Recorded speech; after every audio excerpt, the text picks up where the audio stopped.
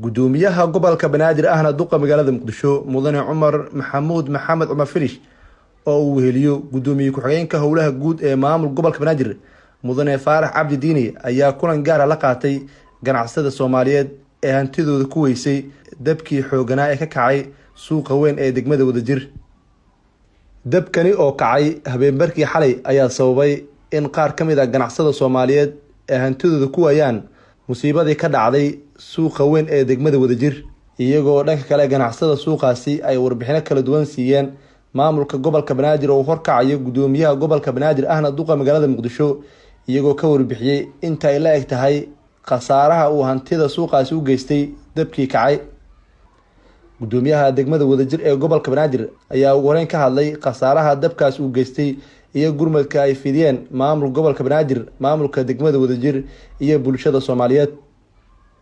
bacadlaha iyo maacuunta iyo shoppingka iyo elektaroono mudane gudoomiye dhammaan dadkan waxay lahaayeen halkaas ay ku burbureen xalay waana ku basbeeleen annaga maamul ahaan xalay iyo gobol ahaanba waa gurmadkii ugu dambeeyay waa fidinay xaq alleyse ka qadareedo musiibo dhici rabtay ahayd dadaalse waa la bixiyey.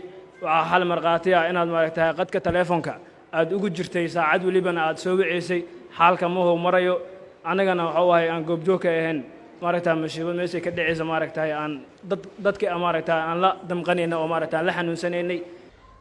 gudoomiye ku-xigeenka howlaha guud ee maamul gobolka Banaadir mudane Faarax Cabdi Diini ayaa ka hadlay dadaalada uu maamul gobolka Banaadir ugu jiro ka hortagga dabka. runtii waa dareemi karaa qof oo 2 mitir degan iyo hooyo ganacsanayso ay meesheeda ay xalay ka gubatay dhibaatada tiiraanada leedahay. runtii gudoomiyahana waxaan ka codsan doonaa insha Allah haddii Ilaahay yiraahdo in uu amar nagu siiyo in hawshaas sida ugu fudud iyo waxyaabaha hadda codsateen iyo shirarkiina wixii ka soo baxorta inaan fulino waan idinkaga tacsiinaa haddii Ilaahay insha Allah. waxaan idin ballan qaadaynaa ka maamul gobolka Banaadir ahaan aniga meeshan madaxda ka howlaha guud oo ah shaqada ugu badan oo aad u baahan doontaan runtii gudoomiyaha oo amar ugu siin doono insha Allah inaan idinkala shaqeeyo oo aad aragtaan wax qabad fiican haddii Ilaahay insha Allah. runtii waxaan kaloo idinka codsanayaa maadaama aad meeshaas Soomaali haddaan nahay runtii ma guul dareysano haddii maanta dhib nagu dhaco runaantii waa ka kabanaa, laakiin waxaan idinka codsanayaa marka labaad oo hadda dhismo aad sameynaysaan inaad sameysaan ama gudoomiyaha degmada la kaashataan in la sameeyo baabuurta meesha mar lahayd. adduunka dab meel walba ka kacaa, wadamada horumar ka kacaa, guriga ka kici karaa.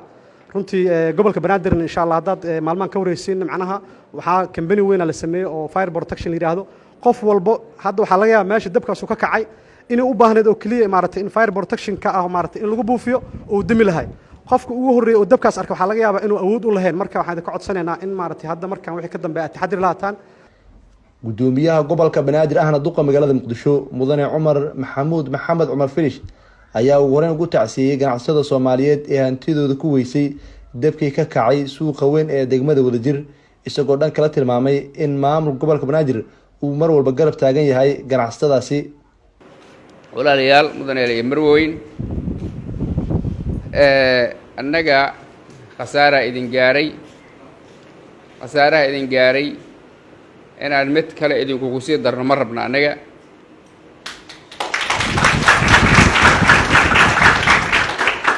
balse waxaan rabnaa wixii aan idinla fududay karno oo khasaarihii ama dhibkii idin gaaray waxaan ka gaari karno oo idinla fududay karno inta karaankeena inaan idinla fududayna arko. sidaas darteed hantidii hadday gubatay waxay noqotay qashin meesha yaalla oo ay ku adag tahay bulshadu inay iska nadiifiso. nadiifinta diyaaran idinla nahay. qaabka aad tiraahdaan annaga hanaloo taageero ama hanaloo garab galo ayaana idin garab gelaynaa biidni illaah.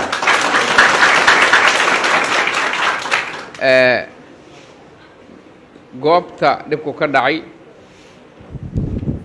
haddii aad tiraahdeen injineero noo kala habeeya noo soo dira waa idiin soo diraynaa.